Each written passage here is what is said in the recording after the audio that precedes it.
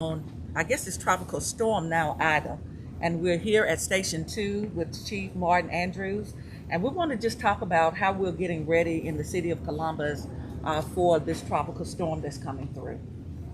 Okay, yeah, we're here at Station Two, and at Station Two we have a equipment building that's located in the back of Station Two.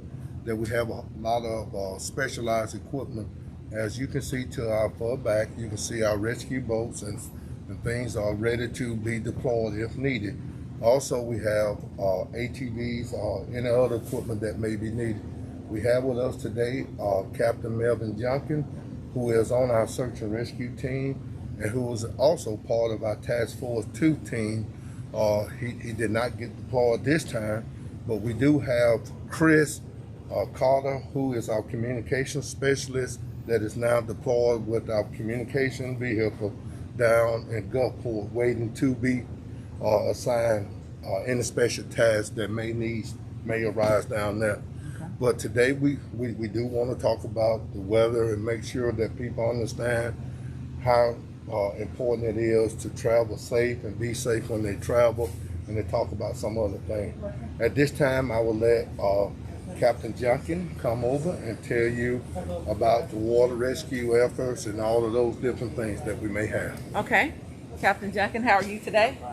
So if we get a lot of rain, and I'm not expecting that we will get so much where there will need to be a rescue, but can you talk about the procedures and the process that you guys go through to get ready for that?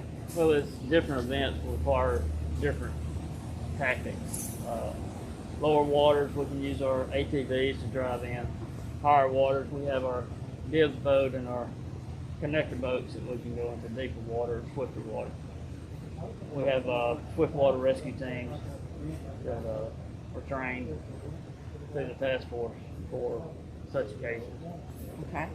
So how important it is for people not to try to drive through water, because sometimes we think the water is shallow on the road. How important it is not to try to risk your life to drive through a flooded road or street. Turn around, dump ground is rules to live by. Okay. You don't know if a culvert has washed out. 6 inches of water will float a car or turn it, so you can be swept off the road in less water than you think. Smaller cars are lighter, so they can be swept into a ditch, be put in a precarious situation. Okay. So what are some other tips or things that you want to say to our citizens about water? If they need to be rescued, is there a number? Do they just call 911? They call 911 and 911 will dispatch you out. Yeah, right. Okay, all right. All right, Chief, you want to talk a little bit about generator safety? I know sometimes with so much rain, we get power lines down and people use their generators. Can you talk about the safety of generators and how they should be used and shouldn't be used? Yes. Generators are very, very needed, and a lot of time when the power goes out, but preparing and being safe in a way on how to use a generator. And most people think you just crank it up and set it in there and it'll do. And it will do a lot of times, but a lot of times we give out fumes that may cause, some type of carbon monoxide or something, So we want to make sure that generators are put into place, that they're safe to use. Also, a lot of people want to use it as a backup source to go and try to plug it in. Make sure that they have properly got the electrician so it can reverse and stuff and won't kill the power or possibly electrocute them in any type of way. While generators are very safe to use, one thing you have to realize is you have to be safe and know what you're doing with generators and know their capability in certain areas, especially homes. Okay, and I know if we have a power outage, a lot of people call Columbus Light and Water, but we also have to get our Columbus Inspections Department involved in that as well, because there are different permits and different things that they have to use as well. That is correct. Anytime we respond to a home and we think it might have some type of electrical problem, even though we're firefighters, that is not our specialty. Mr. Kenny Weigel and his staff do a wonderful job there in our inspection department. We would then notify them of a problem there, and before that power could be turned back on, they will have to go through the inspection department to get signed off. Then they will turn the power back So on. I noticed you mentioned early on in the conversation that you do have a person in South Mississippi waiting to be dispatched out to some part of Louisiana. How important it is to have people ready in our area, ready to go in other places to help out. Many times the public is not aware of the fire department and its function.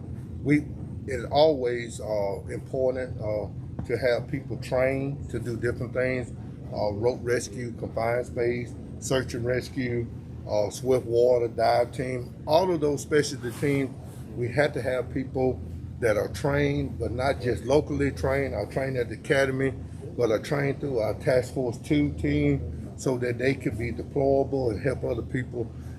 Anytime you have any type of special event, we even had confined space they had an event installed for where the ditch collapsed. So we was trained in that. We got the equipment. We're very blessed.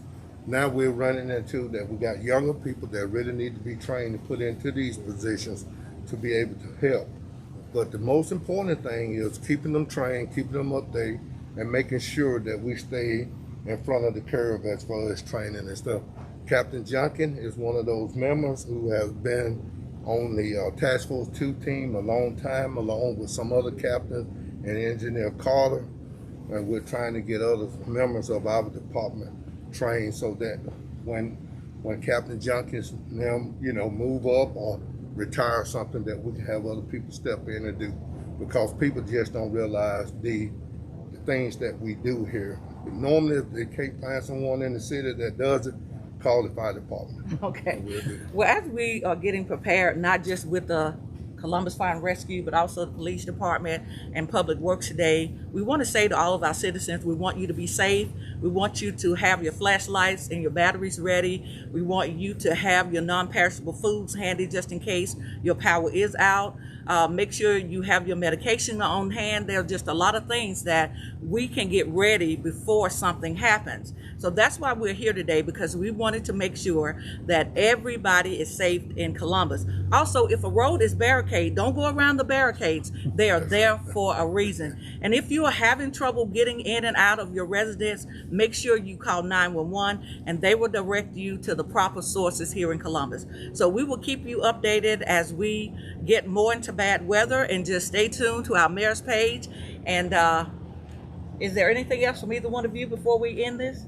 Captain Junkin? No. All right, well, we want to say thank you so much for tuning in live and finding out what's going on and our updates with